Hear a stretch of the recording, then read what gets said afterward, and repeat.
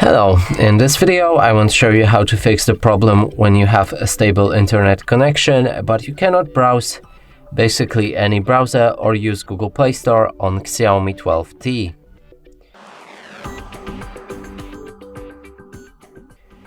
So first let's try downloading something from Google Play Store. Right here open this app for example, and there's an error.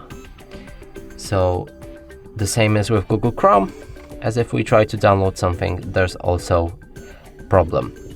And to fix this, we'll need to open up the settings, go for additional settings on the bottom, then go at the date and time and set time automatically. Now let's open up the Google Play Store again, and right here we can download the app. And the same as with Google Chrome, if we try to reach the website again, it should load without any problem. And that's it for this video. Hope you like it. Please consider subscribing to our channel, leave a like and a comment below.